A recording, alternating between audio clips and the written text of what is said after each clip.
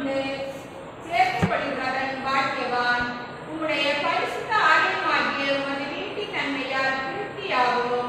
பூமியின் கடையாந்தரங்களிலும் தூரமான சமுத்திரம் உள்ளவர்கள் எல்லாரும் நம்பும் நம்பிக்கையாய் இருக்கிறவர் எங்கள் ரட்சிப்பின் தேவனே, நீர் பயங்கரமான காரியங்களை செய்கிறதினால் எங்களுக்கு நீதி பெறவாகிறீர். வல்லமையை இடைக்கட்டி கொண்டு உம்முடைய பலத்தினால் பர்வதங்கள் உறுதிப்படுத்தி சமுத்திரங்களின் மும்வரத்தையும் அவர்களுடைய அலைகளின் இரைச்சலையும் ஜனங்களின் அமளியையும் அமர்த்துகிறீர். கடையாந்தர இடங்களில் குடியிருக்கிறவர்களும் உம்முடைய அடையாளங்கள் நிமித்தம் பயப்படுகிறவர்கள் காலையும் மாலையும் கழிவுறப்படுகிறார்கள். தேவரீர் உம்முடைய பூமியை விசாரித்து அதற்கு நியாயம் பாய்ச்சுகிறீர். தண்ணீர் நிறைந்த தேவ நதியிலே அதை மிகவும் செழிப்பாக்குகிறீர். இப்படி நீர் அதை திருத்தி அவர்களுக்கு தானியத்தை விளைவிக்கிறீர். அதன் வரம்புகள் தண்ணீர்த்தக்கதாய் அதன் படைச்சல்களுக்கு தண்ணீர் இறைத்து அதை மழைகளால் கருதி பண்ணி அதன் பயிரை ஆசீர்வதிக்கிறீர். பரிசுத்தையுடைய நன்மையால் முடிசூட்டுகிறேன். உமது பாதைகள் மெய்யாய் பொழிகிறது. வனாந்திர தாவரங்களிலும் பொழிகிறது.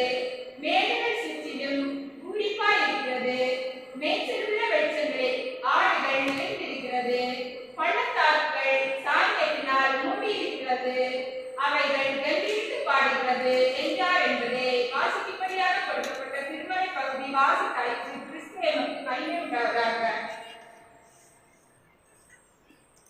நம்முடைய பிதாவாகிய தேவனாலும் குமாரனாகிய இயேசு கிறிஸ்துவினாலும் பரிசுத்த ஆவியினாலும் உங்களுக்கு கிருபையும் சமாதானமும் இந்த சாயங்கால நேரத்திலே உண்டாவதாக. இந்த வருடத்தின் இரண்டாம் வாரத்திலே இந்த முதல் நாள் கூடுகையிலே கூடி வரும்படியாக ஆண்டவர் நமக்கு செய்த சாக்கியத்துக்காக நாம் அவருக்கு நன்றி செலுத்த வேண்டும். இந்த வருடம் கடந்த 2025 வருடம் முழுவதும் ஆண்டவர் நம்மை நடத்தி கொண்டு வந்தார். இந்த வருடத்திலே இந்த திருச்சபையானது வளர்ந்து பெருக வேண்டும் என்று ஆண்டவர் விரும்பி கடந்த ஒரு வாரம் உங்களுக்கு செய்தியை கொடுத்தார். அதற்கு அடுத்தபடியாக ஆண்டவருடைய பிள்ளைகளாகிய நாம் யார் என்பதை கடந்த ஞாயிற்றுக்கிழமையிலே நாம் பார்த்தோம். இந்த நாளிலே நாம் நம்முடைய ஆண்டவருடைய சமூகத்திலே வரும்போது நமக்கு ஏதாவது கிடைக்காதா என்ற ஏக்கத்தோடு வருவோம் என்று சொன்னா ஆண்டவர்களை தந்து அனுப்புவார். ஆண்டவருடைய வார்த்தை சொல்லுகிறது, காலையும் மாலையையும் கலிகூற பண்ணுகிறவர் என்று நாம் இப்போ வாசித்த அந்த வேத பகுதிகளை பார்த்தோம். ஆண்டவர் யார்?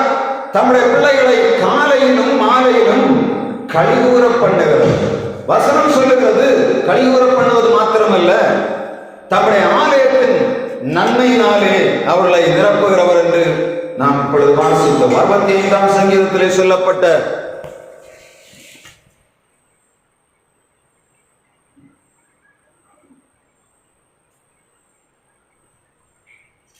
65ஆம் அதிகாரம் 4ஆம் வசனத்திலே சொல்லப்பட்டது போல வாசிக்கலாம். 65:4 உம்முடைய பிரகாரங்களில்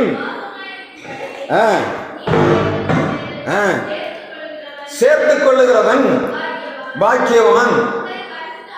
உம்முடைய பரிசுத்த ஆலயமாகிய உமது வீட்டின் நன்மையால் திருப்தியாகும். உமது பரிசுத்த ஆலயமாகிய உமது வீட்டின் நன்மையால் திருப்தியாகும். எப்பொழுது? அதைத்தான் ஆண்டவருடைய வார்த்தை சொல்லுகிறது.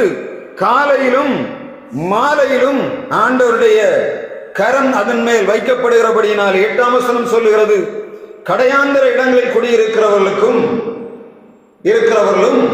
உம்முடைய அடையாளங்கள் நிமித்தம் பயப்படுகிறார்கள். காலையும் மாலையும் கலிகூற பண்ணுகிறேன்.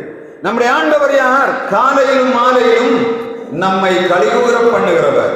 4ஆம் வசனம் சொல்லுகிறது, கர்த்தருடைய நன்மையினாலே வீட்டின் நன்மையால் திருப்தியாகும்.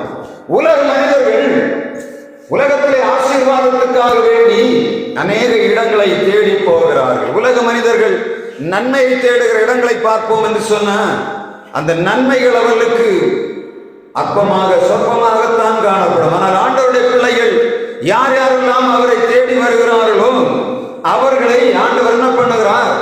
ஆலயத்தின் நன்மையினாலே நிரப்புகிறார். இந்த நாளிலும் ஆண்டவருடைய திருச்சபையில தேடி வந்திருக்கிற நாம் அவருடைய நன்மையை பெற்று அனுபவிக்கும்படியாக ஆண்டவர் எதிர்பார்க்கிறார். இயேசு சொல்லுகிறார், நன்மை செய்ய உனக்கு திராணி இருக்கும் போது அதை செய்யத்தக்கவர்களுக்கு செய்யாமல் இராதே. நம்மை கொண்ட ஆண்டவர் எதிர்பார்ப்பது என்ன?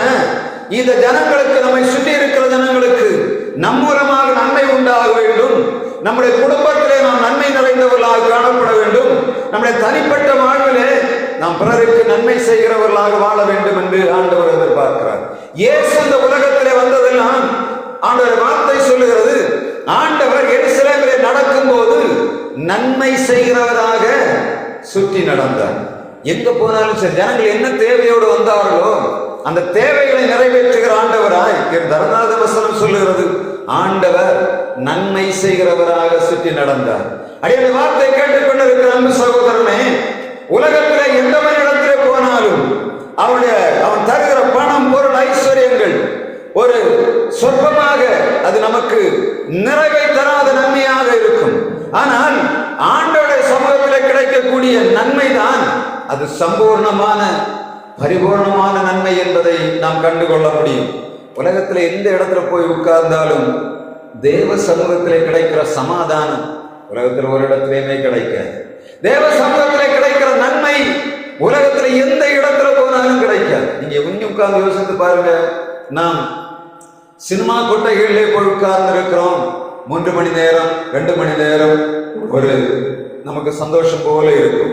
வீட்டுல ஒரு டிவி பார்க்கிறோம், ஒரு சீரியலை பார்க்கும் போது சந்தோஷம் போல இருக்கு. அங்க சிரிக்கும் போது நாமும் சிரிக்கிறோம். ஆனால் அது முடித்த பிறகு எப்படி இருக்கும்? நம்முடைய இருதயம் பெருமையாய் கிடக்கிறதை நாம் அறிவோம்.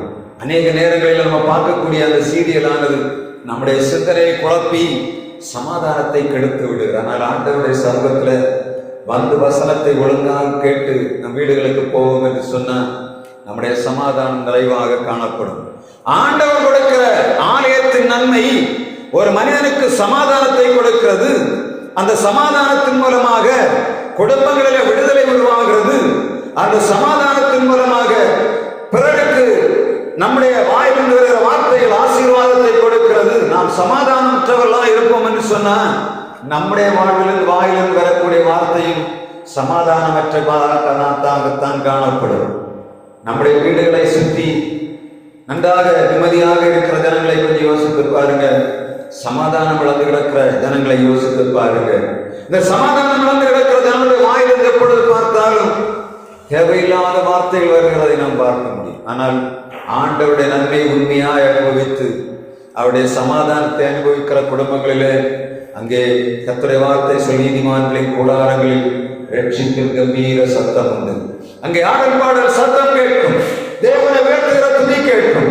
ஒரு வீட்டுக்குள்ளே ஆண்டவர் இருக்கிறார் என்று சொன்னா அந்த வீட்டுக்குள்ளே சமாதானம் இருக்க வேண்டும் என்று சொன்னா அந்த வீட்டுக்குள்ளே ஆண்டவருடைய துதியின் சத்தம், அவரை துதிக்கிற துதியின் சத்தம், அவரை ஆராதிக்கிற பாடலின் சத்தம் அவை கேட்டுக்கொண்டே இருக்கும். ஏதாவது ஒரு பாடல் கேட்டுக்கொண்டிருக்கு. அது எங்கிருந்து கிடைக்கிறது? தேவனுடைய ஆலயத்தினாலே, அவருடைய பரிபூர்ணத்தினாலே கிடைக்கிறது. அநேக நேரங்களிலே சொர்ந்து போய் கிடக்கிற நேரங்களிலே ஆண்டவருடைய சமூகத்தில் வரும்போது ஆண்டு நல்ல வார்த்தைகளை கொடுக்கிறவராக இருக்கிறார். நான் ஆதியாகமம் 4ஆம் அதிகாரம் 7ஆம் வசனத்திலே ஒரு காரியத்தை பார்க்கிறோம். ஆதியாகமம் 4ஆம் அதிகாரம் 7ஆம் வசனத்திலே ஆண்டவர் ஒரு மனிதனை பார்த்து ஒரு கேள்வி கேட்கிறார். வாசிக்கலாம். ஆதியாகமம் 4ஆம் அதிகாரம் 7ஆம் வசனம், நீ நன்மை செய்தால் மேன்மை இல்லையோ? நீ நன்மை செய்யாதிருந்தால் பாவம் வாசற்படியில் படுத்திருக்கும். நன்மை எங்கே இருக்கிறது? ஆண்டவருடைய ஆலயத்திலே நன்மை இருக்கிறது.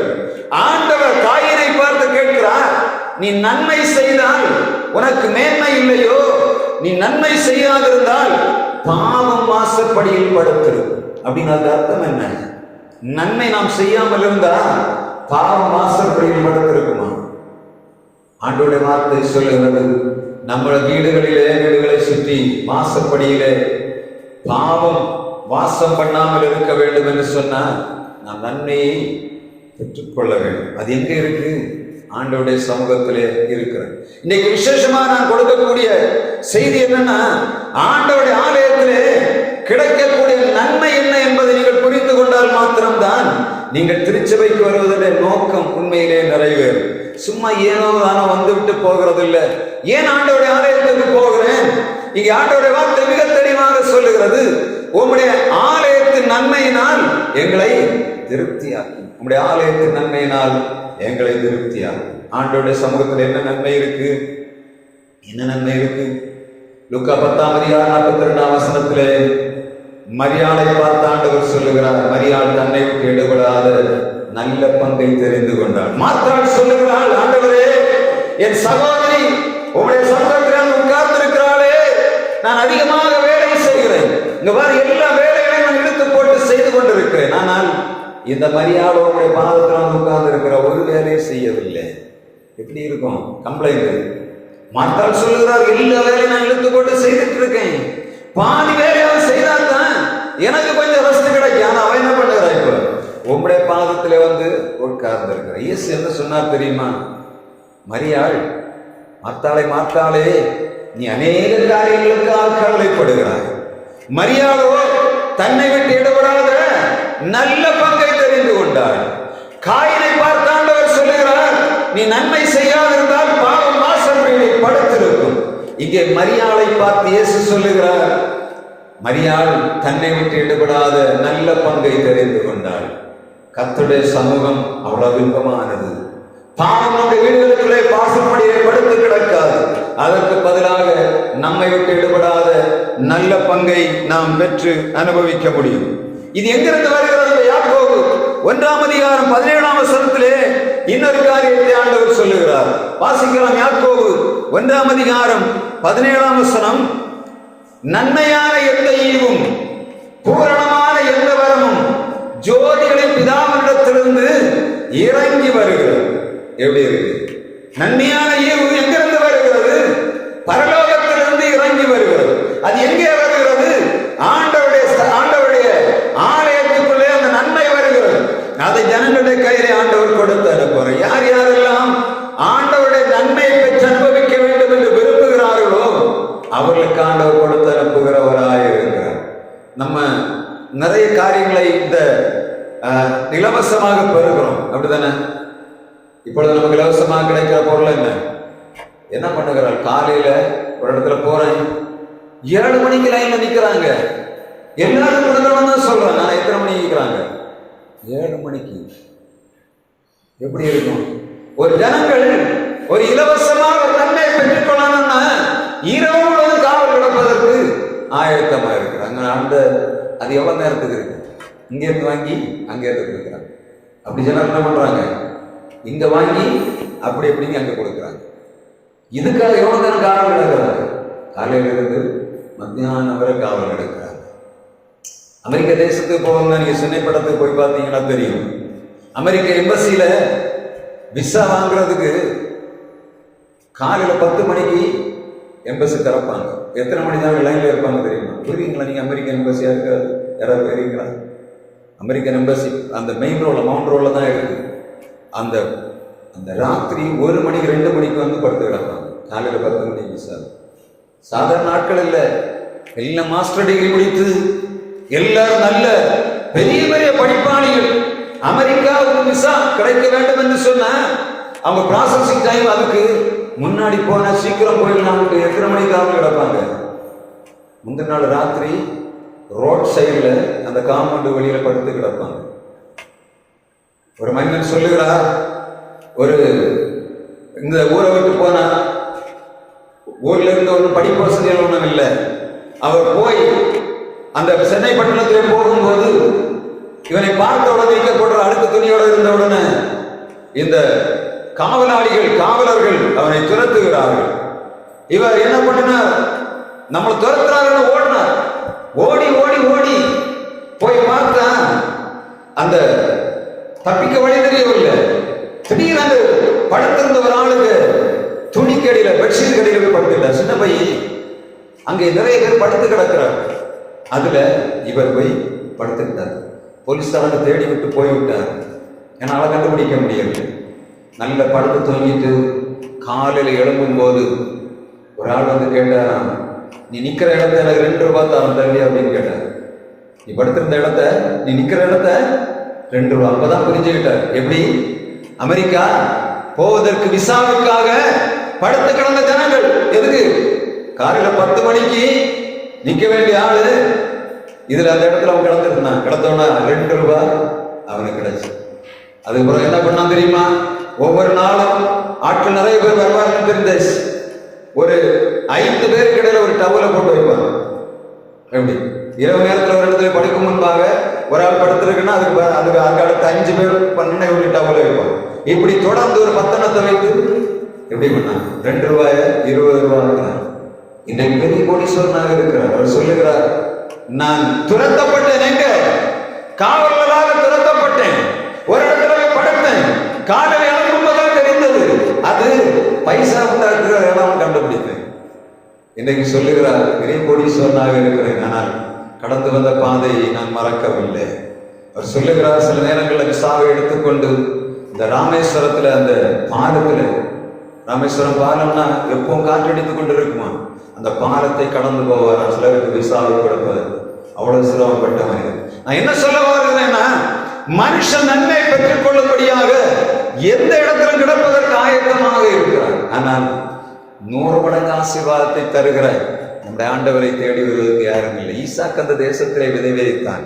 நான் தான் விதைக்கிறேன். ஆண்டவரே, வனாந்திரமான தேசத்திலே, ஒன்றும் வரை பலப்படை அறுவடை காணாத தேசத்திலே விதைக்கும்படியாக நீ சொன்னீர். ஈசாக்கு சொன்னது தானே செய்ய போறேன். என்னுடைய வேலை என்னன்னா, நான் விதைக்க போறேன். இந்த வருஷத்துல 100 மடங்கான அறுவடை காணணும். நீங்க வந்திருக்கிறவங்க வந்து ஆசை இருக்கு. ஆண்டவரே, நாங்கள் வறுமையாக இல்லை, நாங்க எல்லாரும் சேர்ந்து பாடுகிறதை நாங்க பார்க்கணும். ஆண்டவரே, முழுவதுமாக ஜனங்கள் நிறைந்திருந்து உமை ஆராதிக்கிறதை நான் பார்க்கணும். அந்த கனவு தான் எனக்கு என்ன, என்னுடைய ஆசை. நம்முடைய நினைவு எப்படி இருக்கணும்? நன்மை செய்கிற ஆண்டவரை தேடி வரணும். அவருடைய சமூகத்துல வரும்போது அவர் சமூகத்திலே பரிபூர்ணமான நன்மையை வைத்திருக்கார். நிறைய பேர் பெற்றுக்கொண்டு போகணும். அது குடும்பத்தில் வெளிப்படும். கண்டிப்பாக நான் சொல்றேன், வாழ்க்கையில பெரிய மாற்றத்தை நீங்கள் உணர்வீர்கள். ஆண்டவருக்காக கொடுக்கிறது 1 மணி நேரம் ஆண்டவருக்காக மாத்திரமல்ல, அவருக்கு தேவையில்லை.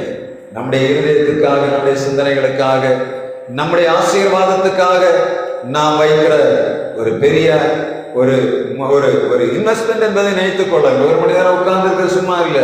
இதற்கு முன்பாக நீங்க 1 மணி நேரத்துக்கு மேல ரெடி ஆகணும். இங்க வரணும்னாலே காலையில இருந்து மத்தியானத்துல இருந்து ஆயத்தமாகித்தான் வரணும், தெரியும். அதே போல முடித்து போன பின்பாக அங்க வீட்டுல வேலை இருக்கும், இதெல்லாம் எனக்கு தெரியும். ஆனால் ஆண்டவருடைய வார்த்தை சொல்லுகிற விலையேறப்பெற்ற நேரம் ஆண்டவருக்காக செலுத்தப்படும் போது ஆண்டவர் தம்முடைய ஆலயத்தின் நன்மையினாலே நம்மை நிறைவேற்றுவார். நான் தொடர்ந்து எனக்கு பெரிய ஆசை என்னன்னா, அந்த செவ்வாய்க்கிழமைய முழுவதும் ஜெபத்துல நடத்தணும்னு நினைக்கிறேன். யாரும் ஜெபிக்க மாட்டேங்கிறீங்க. ஏன்னா ஒரு நாள் முழுவதுமாக நம்முடைய திருச்சபைக்காக ஜெபிக்கணும். ஏன்னா வேற டைம் நமக்கு இல்லை. நீங்க மற்ற மாதிரி வாரத்தில் அட்லீஸ்ட் 1 மணி நேரத்தையாவது செவ்வாய்க்கிழமைகளில் உள்ளதை நான் ஜெபத்துல நடத்தணும்னு நினைக்கிறேன். வியாழக்கிழமை ஒரு பைபிள் ஸ்டடியாக நடத்த வேண்டும் என்று நினைக்கிறேன். அதுக்கு எதை பேச வேண்டும் என்று ஆண்டவர்களை கேட்டுக்கொண்டிருக்கிறேன். தொடர்ந்து எடுப்பேன். ஒரு புக்கை ஆதியாகமம் யாத்திராகம் அதை தொடர்ந்து நடத்தும்படியாக விரும்புகிறேன். ஏன்னா சபை வசனத்திலே வளரணும், ஆவியிலே வளரணும், கர்த்தருடைய அன்பிலே வளரணும், நம்முடைய நம்பிக்கையிலே வளரணும். நான் எல்லாவற்றிலும் வளர்ந்து பெருகும்படியாய் ஆண்டவர் விரும்புகிறார். உங்கள் ஆவியாத்ம சரீரம் அது குற்றமற்றதாய் பாதுகாக்கப்படுவது மாத்திரமல்ல, நாம் பலமுள்ளவர்களாய் வாழணும். ஆண்டவருடைய வார்த்தை சொல்ல நம்ம ஞாயிற்றுக்கிழமை செய்தி கொடுத்தோம் இல்லையா? தேவனாய கர்த்தரோடு இருக்கிறார். ராஜாவின் ஜெய கம்பீரம் அவர்களுக்கு உண்டு. காண்டாமிருகத்துக்கு ஒத்த பலன் அவர்களுக்கு எங்கிருந்து கிடைக்கும்? ஆண்டோட ஆலயத்தின் நன்மையினால மாத்திரம் தான் கிடைக்கும். நான் சில நேரம் சோர்ந்து போய் வந்து என்ன ஆண்டவரே செய்ய முடியும் என்ன ஆண்டவர் பலன் தருகிறத பார்த்தீங்கன்னா ரொம்ப அதிசயமாக இருக்கு. ஆண்டவருடைய சமூகத்தில் உள்ள பலனும் சுகமும் ஆசீர்வாதமும் சமாதானம் உலகத்தில் எங்கேயுமே கிடைக்கும். அதனால நான் ஆண்டவர் சொன்ன, ஆண்டவரே நான் போகிறது என் பிள்ளைகளுக்கு ஆசீர்வாதமாக இருக்கணும், என்னுடைய வார்த்தை அவர்களுக்கு இன்பமாய் இருக்கணும், இவர்கள் சமாதானம் பெற்றவர்களாய் வாழ வேண்டும், இவர்கள் மூலமாய் இந்த தேசத்துக்கு நன்மை உருவாக வேண்டும் என்று ஆசையோடு தான் வருகிறது. அதனால பிரச்சனைகள் போராட்டங்கள் எல்லாம் வந்தாலும் ஆண்டவர் அவருடைய சமூகத்தில் நம்ம மகிழ பண்ணுவதை நாம் கண்கூடாக காண முடியும். தொடர்ந்து நீங்கள் இதை விட்டுறவே கூடாது. நம்ம 1 2 ஆகி 2 4 ஆகி 4 8 ஆகி 16 ஆகிறது தான் ஆண்டோட விருப்பம். 1 2 ஆக்குறது ரொம்ப கஷ்டம், 2 4 ஆக்குறது கஷ்டம். ஆனால் 4 8 ஆகிறது மிக ரொம்ப சீக்கிரம் நடக்கும். 1 2 ஆக்குறது ரொம்ப கஷ்டம், 2 4 ஆக்குறதும் கஷ்டம். ஆனால் 4 8 ஆக்குறது கஷ்டம் இல்லை. அதனால அதை நம்ம செய்யணும். முதலடி நாம் எடுத்து வைக்கணும். நாமே நம்மை முதல்ல வருத்தி, ஆண்டவரே என்ன வந்தாலும் சரி உங்களுடைய சமூகத்திலே நான் வரப்போகிறேன். இந்த வாரத்தில் நீர் எனக்கு தர வேண்டிய நன்மையை தரணும். இந்த வருஷத்தில் நீர் எனக்கு தர வேண்டிய நன்மையை நான் பெற்று அனுபவிக்க வேண்டும். என் குடும்பம் எல்லா நன்மைகளை பெற்று அனுபவிக்க வேண்டும் என்று ஆசையோடு வர ஆண்டவரை இன்றைக்கு ஒரு நல்ல செய்தி எனக்கு தரணும். என்னுடைய சரீரத்திலே பலன் உண்டாகணும், என்னுடைய ஆவியிலே பலன் வேணும், என் ஆத்மாவிலே பலன் வேண்டும், என்னை சுற்றி இருக்கிற ஜனங்களுக்கு எவ்வளமாய் ஆசீர்வாதம் உருவாக வேண்டும். அந்த எண்ணத்தோடு நாம் வருவோம் என்று சொன்னால் ஆண்டவர்களை மேன்மைப்படுத்தி அனுப்புவார். உம்முடைய ஆலயத்தின் நன்மையினாலே எங்களை திருப்தியாக்குகிறீர் என்று சங்கீதக்காரன் சொல்கிறான். நாம் நன்மை செய்தால் நமக்கு மேன்மை உண்டு. பாவம் நம்முடைய வாசற்படியிலே படுத்திருக்காது. நன்மையான ஈவுகள் பூரணமான ஆண்டவரிடத்தில் ஜோதிகள் தானிடத்தில் வருகிறது. அதை நாம் பெற்று நிறைவாய் வாழ்வோம். தொடர்ந்து ஆண்டவர்களை மேன்மைப்படுத்தி நடத்துவாராக. ஆமென். இந்த வாரத்திலே இந்த 15ஆம் தேதி ரேலி, இந்த வாரம் HMS ரேலி இருக்கிறது. அதை ஞாபகத்தில் வைத்து நீங்கள் அதில் கலந்து கொள்ளும்படியாக கேட்கிறேன். இந்த வார நிகழ்ச்சிகளை நினைவுகள் வைத்து ஜெபிப்போம். நான் அந்த நம்ம கொயர் அந்த இதில் போட்டிருக்கேன். அதில் உள்ள நிகழ்ச்சிகளை நான் சொல்ல அறிவிக்க மறந்து போனால் நீங்கள் என்ன பண்ணணும், அதில் எடுத்து பார்த்து ஒழுங்காகணும். சரிதானே? எல்லாத்தையும் நான் பார்த்துட்டு இருந்தேன். அதனால காலையில் எனக்கு செய்தி வந்த உடனே நான் உடனே பாஸ் பண்ணுவேன். எனக்கு எப்பொழுது மெசேஜஸ் வருகிறோம் அப்போ உடனே நான் இந்த கொயரில் பாஸ் பண்ணேன். வேறு கம்யூனிகேஷனுக்கு சரியான இதெல்லாம் யாருக்கு ஃபோன் நம்பரும் தெரியாது. எனவே நான் அதை கூட மாதிரி கவனிக்கணும், அந்த காரியங்களை செய்ய. இன்னைக்கு காலையில் நம்முடைய ஆராதனை ஒழுங்குகளை போட்டிருக்கிறேன். நான் இடையில நம்முடைய எந்த நேரம் போடுற செய்தியுடைய வசனத்தை நான் போடுவேன். நம்ம நீட்டாக ஒரு ஆராதனை நடத்தணும். அதே மாதிரி ஞாயிற்றுக்கிழமை காலையில் ஒரு 4 மணி நேரத்துக்கு முன்னாடி நம்ம வந்து ஒரு ரிகர்சன் பார்க்கணும். பிள்ளைகளை உட்கார பாட்டு பாடுறது, அவன் ஒரு டியூனில் போகிறான், நான் ஒரு டியூனில் போகிறேன். அப்போ என்ன பண்ணணும், ஃபஸ்ட்டு ஒரு பாட்டு பாடி நம்ம இந்த டியூனில் கொடுக்கணும். இந்த ஒழுங்கு பண்ணி வைத்தோம்னா வந்து ஆலயத்தில் வருகிறவர்களுக்கு இந்த ஒழுங்கு அழகாக இருக்கும். அதனால் அதை நம்ம கொஞ்சம் கொஞ்சமாக செய்யணும். அதற்கு நம்மை ஆயத்தப்படுத்தணும். முதலாவது நம்மை ஆயத்தப்படுத்தி இந்த ஜனங்களை ஆயத்தப்படுத்தி நாம் அவர்களுக்கு காவலாளிகளாக இருக்கணும். அது ஆண்டவர் நம்மிடத்தில் எதிர்பார்க்க. தொடர்ந்து உண்டாக நாம் செய்வோம்.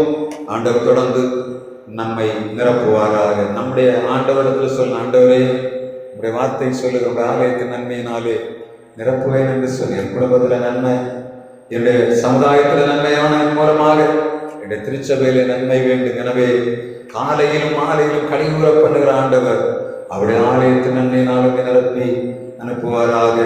நம் கண்களை மூடி ஒரு பாடலை பாடும்போது ஆண்டவருக்கு என்று காணிக்கை செலுத்தலாம்.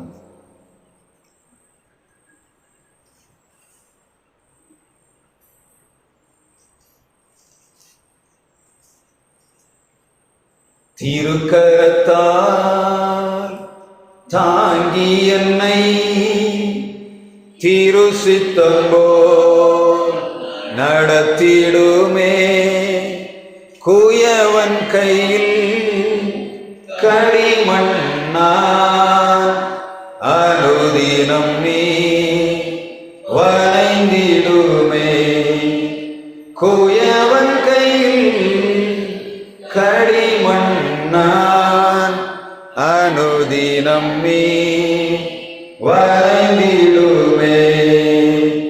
அவர் நமக்காய் ஜீவன் தந்து அளித்தனரே, இந்த மீட்பு கண்களினால் காண்கிறேனே, இன்பகான தேசமதை கண்களினால் காண்கிறேனே, இன்பகான தேசமதை. செலுத்துகிறோம். இந்த நாளில் உங்களுடைய திருமணம் பார்க்கும்படியாக தந்த சாக்கியத்துக்காக என்று செலுத்துகிறோம். உங்களுடைய திருப்பாதம் மிகவும் இன்பமானது ஆண்டவரே. உங்களுடைய திருப்பாதம் காலையிலும் மாலையிலும் கழிவுற பண்ணுகிற இடம், அது நன்மையினால் நிரப்புகிற இடம் ஆண்டவரே. இந்த நாளிலும் உங்களுடைய பிள்ளைகளை நன்மையோடு நிரப்புவீராக. உங்களுடைய பிள்ளைகளாகி நாங்கள் நிறைவான ஆசீர்வாதத்தையும் சமாதானத்தை பெற்றுக் கொள்ளும்படியாக பாராட்டுவீராக. இதனால் நம்முடைய பிள்ளைகள் நாமோடு கொடுத்த திருப்பணி கொடைகளாக நன்றி செலுத்துகிறோம். நம்முடைய பிள்ளைகளை மேம்படுத்தும் குறையில்லாத நன்மைகளை வாய் கொடுத்து ஆசீர்வதிக்கும்படியாக இருக்கிறோம். நம்முடைய ஆலயத்தின் நன்மையினால் பிள்ளைகளை ஆசீர்வதிப்பீராக. நாங்கள் மாத்திரமல்ல ஆண்டவரே, எங்களை சுற்றி இருக்கிற ஜனங்கள் தெய்வமாய் வாழக்கூடியாக பாராட்டும். எங்கள் மூலமாய் நன்மை தேசத்தில் வெளிப்படட்டும். எங்கள் மூலமாய் ஆசீர்வாத தேசத்தில் வெளிப்படட்டும். எங்கள்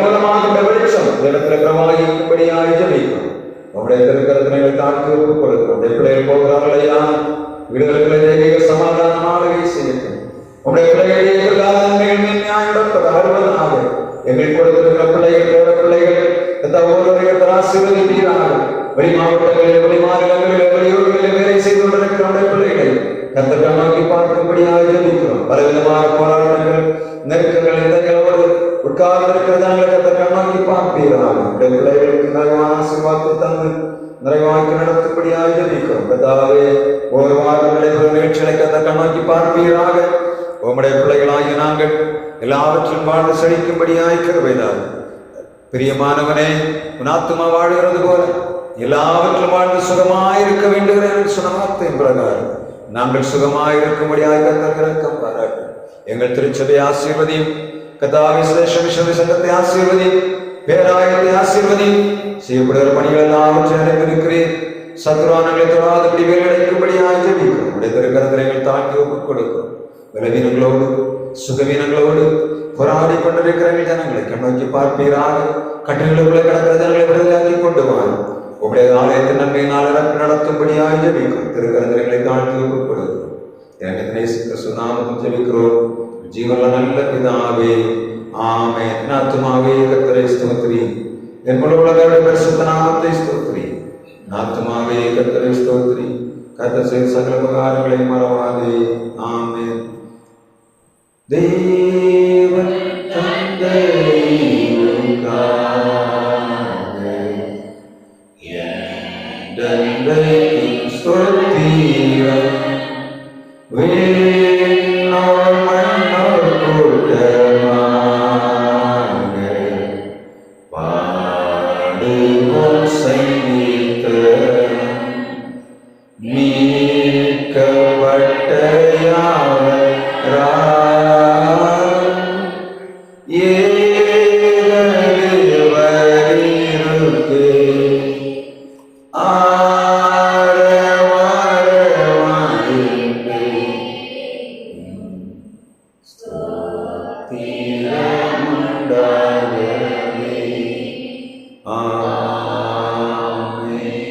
நம்முடைய பிதாவாகிய கடவுளுடைய குமாரனாகிய இயேசு கிறிஸ்துவின் கிருபையும் தூயாவியானவரின் இல்லாத பிரசனம் இன்னும் என்றும் நம் சதா காலங்களில் நம்மோடு வைத்திருந்து காப்பதாக. ஆமென்.